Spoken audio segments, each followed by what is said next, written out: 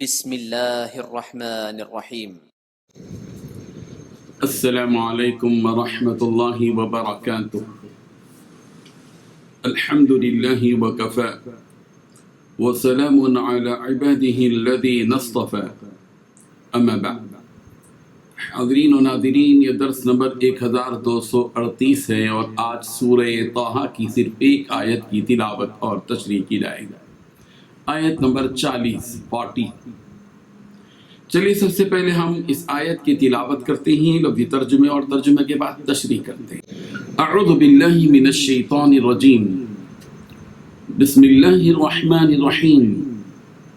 اذ تمشی اختک فتقول هل ادلکم علی من یکفلہ فرجعناک الی امک کی تقر عینها ولا تحزن وقتلت نفسا فنجيناك من الغم وفتناك فتونا فلبثت سنين في أهل مدين ثم جئت على قدر يا موسى، صدق اللہ العظیم۔ لفظی ترجمہ یوں ہے، اذ تمشی، جب چلتی تھی، اختو کا تیری بہن، فتقول، پس وہ کہتی تھی، هل ادلکم، کیا میں رہنمائی کروں تمہاری، علامن، اس شخص پر جو یکفلو، اس کی کفالت کرے، فرجعناک، پھر ہم نے تمہیں لوٹایا، الی امک، تمہاری ماں کی طرف، کئی تقرّ، تاکہ ٹھنڈی ہو، عینھا، اس کی آنکھ، ولا تحزن، اور وہ غم نہ کھائے، وقتلت، اور تو نے قتل کیا، نفسا، ایک نفس کو، فنجیناک، تو ہم نے تمہیں نجات دی، من الغم، غم سے، وفتناک، اور تمہیں ہم نے آزمایا، فتونا، خوب آزمانا، فلبثت، تو پس تم ٹھہرے رہے، سنین، کئی سال، فی اہل مدین، اہل مدین میں، ثم جئتا، پھر تم آئے، علی قدر، تقدیر الہی پر، یا موسیٰ، اے موسیٰ۔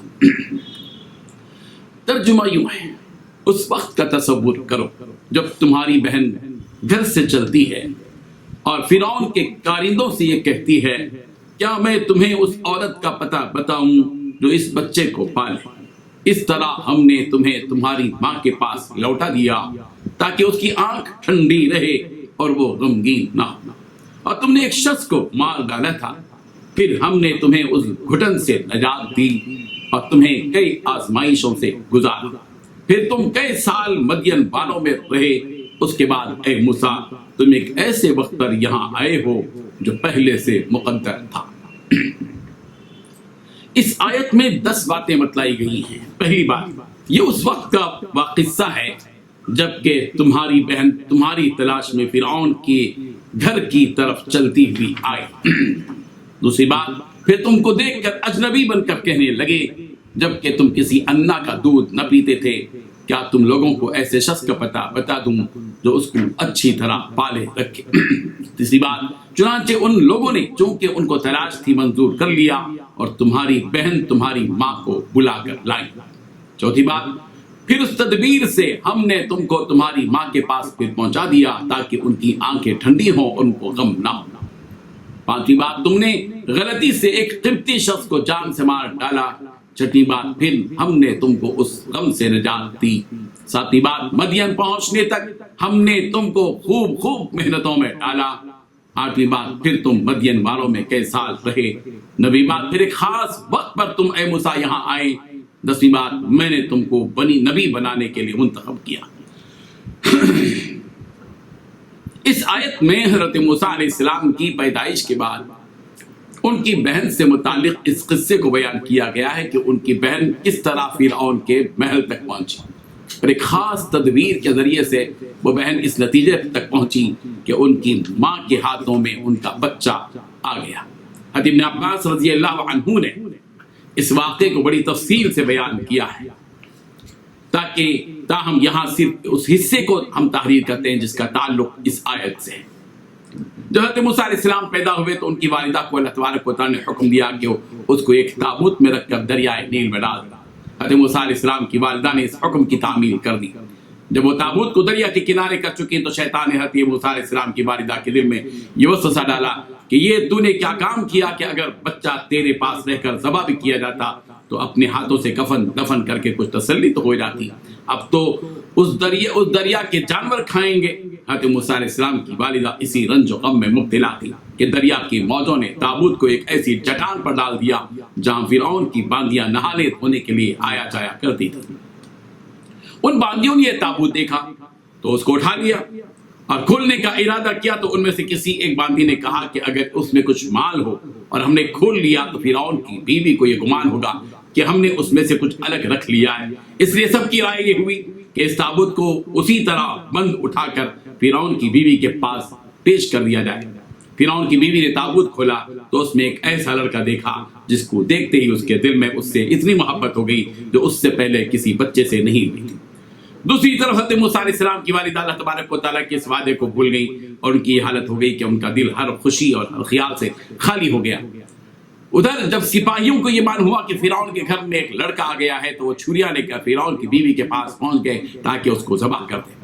فرعون کی بیوی نے ان سپاہیوں کو جواب دیا کہ ابھی ٹھہرو، میں فرعون کے پاس بادشاہ سلامت کے پاس جاتی ہوں اور اس بچے کی جان بخشی کر آتی ہوں، اگر فرعون نے اس کو بخش دیا تو یہ بہتر ہوگا۔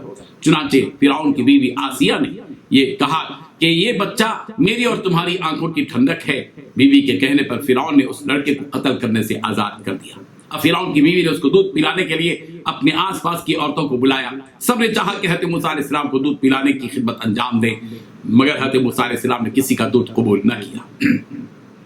آسیہ نے باندیوں کے سپرد حضرت موسیٰ علیہ السلام کو کیا کہ مجمع میں جائیں، ہو سکتا ہے کہ کسی عورت کا دودھ قبول کر لیں۔ ادھر حضرت موسیٰ علیہ السلام کی والدہ نے بے چین ہو کر اپنی بیٹی سے کہا کہ ذرا باہر جا کر تلاش کرو اور لوگوں سے دریافت کرو کہ اس تابوت اور بچے کا کیا ہوا۔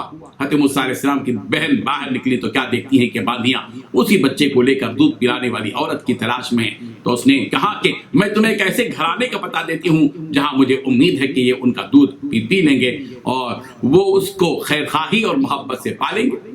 باندیوں کو اس بہن پر شک ہوا کہ کہیں یہی اس بچے کی ماں تو نہیں ہے، مگر وہ کسی تدبیر سے وہاں سے نکل کر اپنی ماں کے پاس آئی اور اپنی ماں سے سارا قصہ سنا دیا۔ چنانچہ حضرت موسیٰ علیہ السلام کی ماں اس جگہ پہنچی جہاں یہ بچہ تھا۔ باندیوں کے کہنے سے حضرت موسیٰ علیہ السلام کی ماں نے بچے کو اپنی گود میں لیا۔ حضرت موسیٰ علیہ السلام فوراً ان کی چھاتیوں سے لگ کر دودھ پینے لگے، یہاں تک کہ پیٹ بھر گیا۔ یہ خوشخبری فرعون کی بیوی کو بھی پہنچی کہ اس بچے کے لیے دودھ پلانے والی مل گئی ہے۔ اس طرح حضرت موسیٰ علیہ السلام اپنی ماں کے پاس پہنچ گئے۔ آسیہ نے دودھ پلانے کی خاطر حضرت موسیٰ علیہ السلام کو ان کی ماں کے حوالے کر دیا۔ حضرت موسیٰ علیہ السلام کو لے کر ان کی ماں گھر آ گئی۔ اس کے بعد کیا ہوتا ہے اگلی آیتوں میں ہم سنتے ہیں۔ یہاں ایک بات پیش نظر رہے کہ ہم نے جہاں ایک بات کہی کہ یہاں 10 باتیں بتائی گئی ہیں، دراصل آخری جو 10واں شق ہے کہ میں نے تم کو چن لیا ہے، اس کی تفصیل اگلی آیت میں آ رہی ہے۔ فجزاکم اللہ خیر الجزاء وآخر دعوانا ان الحمد للہ رب العالمین۔